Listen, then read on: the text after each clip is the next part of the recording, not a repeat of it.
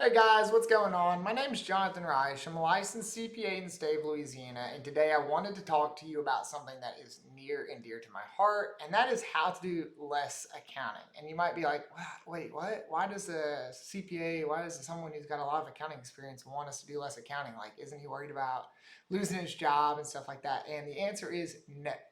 I want to talk about how to do less accounting because there's tons of different softwares and platforms out there that can automate the vast majority of a lot of the transactions that a business may see day to day. And so I have no worries about whether or not like my job is going to be lost to AI and automation because at the end of the day, like a lot of this is like judgment calls. What we're going to be talking about are the surface level transactions, the things that continue every month, month over month, things that don't require a lot of thought process. If it's a just one transaction pulled down from the bank account on the 25th every month for $3,000 to Apple, well, that's probably going to be some type of hardware, software expense, and it's booked appropriately. That's not what I'm talking about. I'm not worried about that going away and taking my job because I don't do that anyway. Because I use some of these different platforms to do that for me. It automates the grunt work. And so today I wanted to talk about some of the best AI tools out there for bookkeeping automation, things that can put productivity back into our pocket, that can save us on labor hours, make our clients happier, and just kind of see what's out there to make like small business owners' lives easier. And so with that, let's go ahead and talk about the first guy that you see on my screen. This is Digits. And so we're going to talk about QuickBooks Online because if we're talking accounting software, which not all these truly are, we should always talk about QuickBooks just because it's the elephant in the room. But let's talk about Digits first. So Digits is like an AI-centric accounting platform. I've been really, really happy with it. I was introduced to it earlier this year. It's newer. It was built with AI in mind, whereas like some of the legacy softwares out there were built with AI as like a bolt-on or an afterthought, rightfully so, because they've been around for 20 years and AI has only gotten big in the last couple.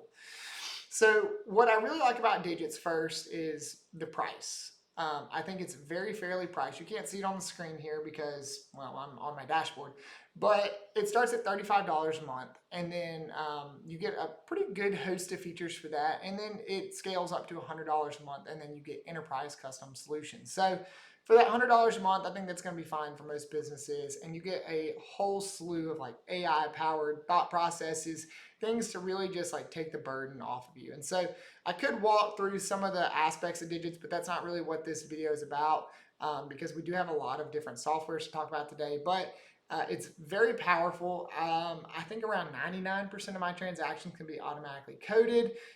You have the options to pay bills right from within the platform. For instance, that is an add-on feature in QuickBooks. You can drag, drop. It uses OCR and AI to enter the bill, enter the net, enter the due date, enter the amount, figure out what GL account it's supposed to be coded to. You can pick what account to pay for or to pay from and schedule payment, and out it goes. Same for sending invoices. You can invoice right from the platform. I do believe there's a very small fee associated with receiving funds via Digits, but at this time, the bill pay, you do not have you don't have any associated costs, whereas like you're going to have those costs associated like in QuickBooks, for instance. Other things, the different reports that come from your financials. So you're going to get a whole bunch of different like flux analysis, cash burn, things like that that you're going to want to see. And then it's going to have key call outs. So like if something like if sales revenue has doubled, like what I'm showing on my screen here from to 100%, and you can't see me because a part of it is like being boxed in by my little selfie in the bottom right hand corner. But it'll give you the key call out here. It says we earned double this month's revenue because of a increase in payment from Emily Johnson. You can't quite see it. It's right here. But it gives you those key call outs so that you don't have to like sort through it, figure out what it's for. It does the basic things that you would expect an accounting software to do. It keeps up with your customers. It keeps up with your vendors. It's not able to run payroll out of the box. You are going to need to offer some integrations. There are connections here. Gusto is what they recommend. You can also hook up just about any bank, Stripe, Mercury, stuff like that. So like everything out of the box, Digits can reasonably do. But what really makes this like the leader in the pack on this list is that AI just cannot be beat. I cannot overstate how impressive it is. You can load up 2 years of financial transactions maybe because you fell behind, or you just don't trust your old accountant. Maybe you're like, maybe there's some stuff wrong here. You throw it into digits. Digits will have it auto categorized within maybe 10 minutes, and it can be hundreds or thousands of transactions, and it'll be right for the majority of it. Now, if you just have check 1001, 1002, and there's no metadata associated with it, it's going to take a guess, and you'll need to go in and obviously alter that for whatever the check was for. But for the majority, if you have like a lot of ACH and electronic transactions, Digits are going to pick up on it. And like you can have 2 years of financials in like 20 minutes. I know that sounds ludicrous. It sounds ludicrous for me to say. Obviously, you're going to want to audit it. AI is great, but you have to keep it on a leash. Make sure you understand how things are working, what's going on behind the scenes. The same can be said for like the bank transactions and bank reconciliations. Once you hook up the feed, everything's automatically categorized. You get a nice little label here. I think that's a very suave touch on their interface. Just stuff like that. Like overall, really, really good AI-centric platform to automate a lot of that grunt work, a lot of that data entry away. That's why it's on the leading spot on this list. Let's talk about QuickBooks. QuickBooks and AI automation. What are you talking about? Kinda. So in my opinion, QuickBooks has done a really good job this year of implementing AI and kind of interweaving it with its software. It's still not as buttery smooth, it's not as seamless and well integrated as like something that was built from the ground up, like Digits, for instance. But it's okay. It can send reminders. It can, uh, based on how far past due an invoice is, it can say, okay, well, this is a stern reminder. Hey, polite reminder, you're 5 days past due. It has some of that baked in. For the clients that I have on QuickBooks and what I've seen with them, though, like it's only going to call out stuff that you would notice already if you were doing like a month over month report analysis. For instance, like why did revenue double from January to February? Well, revenue doubled because we completed a considerable project at a breakneck pace, and then you can look through your invoices and say, oh, there's a $500,000 invoice to so and so. It doubled. It's pretty easy, and so like it'll call out stuff like that. The AI will also be able to pull out things like here's your expected expense categorizations that you can write off on your tax return this year. Well, it's just your cost of goods sold. Like it doesn't take a rocket scientist. I feel like it's very surface level. I think it's a good way to describe QuickBooks Online and its AI. It still can save you some time. If you hook up your bank transactions, I think that's probably where they've done a lot of the heavy lifting is the auto categorization of the transactions. Once again, though, like if you have check numbers and no associated metadata, there's nothing in QuickBooks because somebody just handwrote a check and never entered it, and it's just like the owner of the business had to pay someone real quick for spraying for bugs or a plumbing leak. If there's no associated invoice in QuickBooks, it's not going to know what it's for. If it has the expense and it was written out of QuickBooks, obviously it'll be able to pair it up pretty easily. So I think that's where a lot of the time savings for QuickBooks' AI has come from.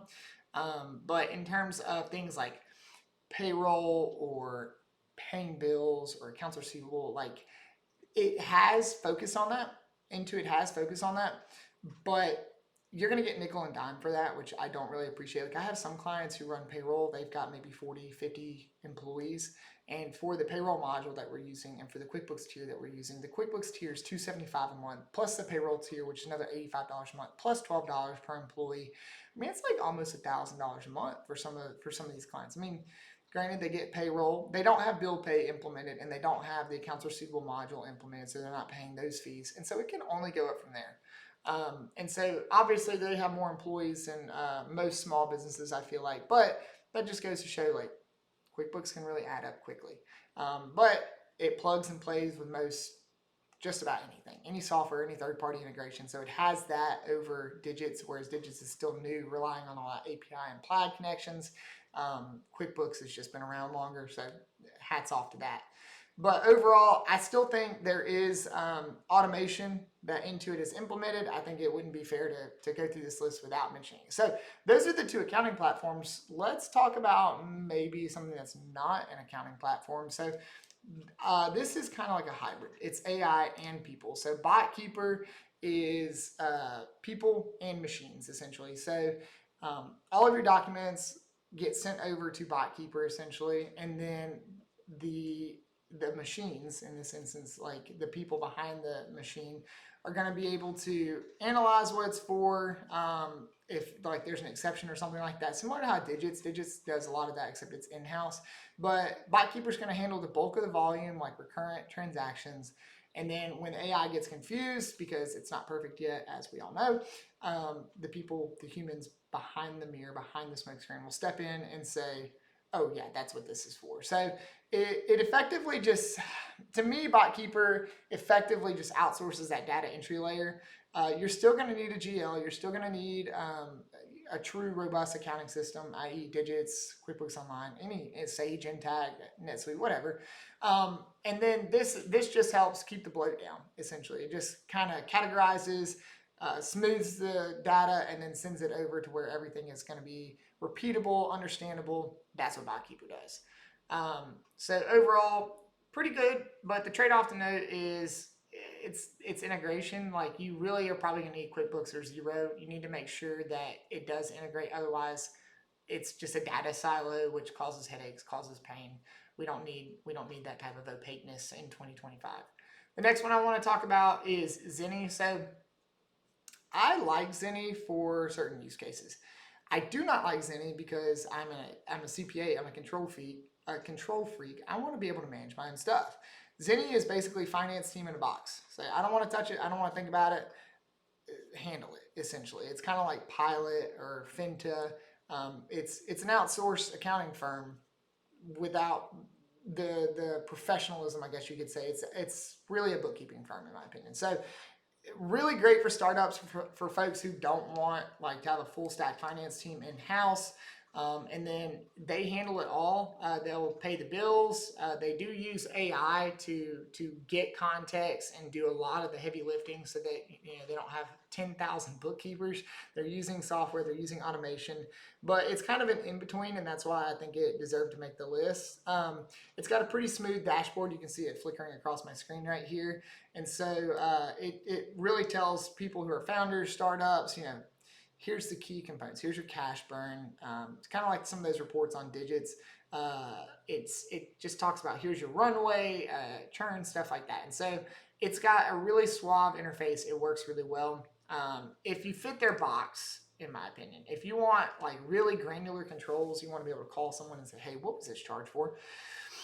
You want that in-house and you want it right now, Zeni is not for you. You're going to be subject to their timelines, their reporting cycles, and then if you have things like complex inventory, or if you have some type of revenue recognition where maybe it's like construction and percentage of completion, where you've got 10 different projects going on, or it's just you've got a ton of messy legacy files, Zeni's not going to be for you. It's just you're going to have to clean up your act, essentially, to be able to use them, or change your business model entirely, which that doesn't really make sense. Why change your business model to fit an accounting platform? You wouldn't do it. So losing control of that granularity and having to fit their box, essentially, and check that box, those are the trade-offs with Zeni. But overall, a pretty good platform if you just want to automate and say, I'd rather pay someone to deal with this. Okay, so this looks like it's pronounced Docket, but it's really pronounced Docket. And so it's not really a true accounting platform, kind of like the first two we talked about, but it is a tool for bookkeeping automation. So Docket really focuses heavily on the expense side of your business. It's an AI-powered automated bookkeeping platform, and it's really good for like restaurant chains and franchises, people who have a lot of the same invoices from the same places for multiple locations, multiple businesses. Docket is going to be your bread and butter. So it integrates really tightly with point of sale systems, and then it can match daily sales to bank deposits, and then expense coding. It's not going to look at just the line items on the invoice. It's going to help figure out what your GL accounts are for on those particular documents that it is provided. So if you run a business, like a high volume business, but a low dollar transaction, maybe like a bookstore or a coffee shop or a taco truck, something like that, Docket is going to be incredible for you. That's what it's made for. It's made for those high volume, low dollar transactions. The ability to verify daily revenue from your point of sale, like that right there, is worth the price alone. It's not as clean or shiny as like Digits, for instance, but it's definitely a workhorse in my opinion, in my experience. But if you're just like a one-man band, you're a one-stop shop, then it's probably going to be overkill for you. You're probably not going to really need it. It's going to, the power that it has is going to be wasted on your particular business and setup. So keep that in mind before you just hop in and say, I don't want to do bookkeeping anymore. Maybe check out Zeni if you fit their box. The last one I want to talk about is Vic AI. So if tools like Digits and QuickBooks are the engine, then Vic is the autopilot for money going out. And what I mean by that is, once again, Vic, similar to Docket, really focuses on the expense side of thing.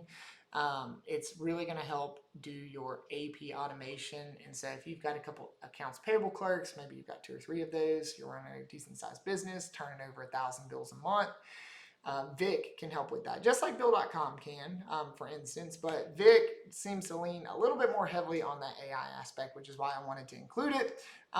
It's trying to, I don't want to sound bad when I say this, but it's trying to remove humans from the loop entirely. So it's going to target the most tedious part of bookkeeping, and that's receiving the invoice, coding it, getting it approved, and then paying it. A lot of that can be automated now. It's been automated for 10 years. Whenever I first started doing accounting, we had stuff at the Fortune 500 company I worked at that could do a lot of it and just automate 80% of it. And so I'm sure now it's even higher. So most AP tools just use OCR. That's what it was 10 years ago, like I just mentioned.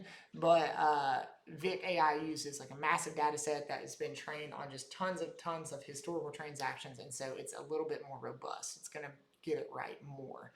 And so approval flows, the AI is going to learn who approves what. Marketing invoices go to Sarah, and then IT invoices go to Mike. It's going to be able to route those if it needs an approval, like it's over a base threshold or something like that. In my opinion, Vic AI is really for like larger business clients with a ton of procurement volume. You've got a lot of inventory. You've got a lot of work in progress, things like that.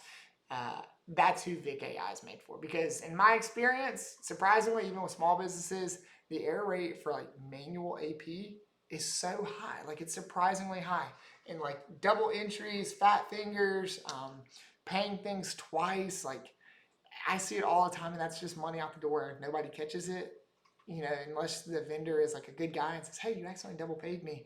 You need to automate that as much as you can, and that's what this platform does. So once again, though, the trade-off, it's pretty overkill if you're kind of a small business. You need to be at least a mid-sized business. You know, if you only got 20 bills a month, it's not for you. The price tag is going to be shocking. So keep that in mind. But anyway, guys, we talked about AR with Docket. We talked about expense with Docket. We talked about expense with Vic AI. We talked about totally giving it away and outsourcing it with Zeni. And then if you want to keep it in-house and you got a small business and you just kind of want that control and granularity, you've got the option of Digits, or grudgingly, may I say, QuickBooks Online if you do want to swing that way. Keep in mind that price though. And so a lot of these, like if you kind of build your stack up, you could probably keep your own books if you understand what's going on, if you don't have hundreds or thousands of transactions coming in every month. Or you could hire a bookkeeper who can do it for you, and one person can do it. Like the amount of work one person can do with these different platforms, they pay for themselves in the saved labor hours. So that's just my opinion though, and like I'm not out advocating for taking away those jobs, but why pay for it? You're a business owner. Your goal is to turn a profit at the end of the day. So I hope you guys have enjoyed seeing these platforms and hearing me talk about them. Hope you implement them into your stack and get those time savings back. So thanks, guys.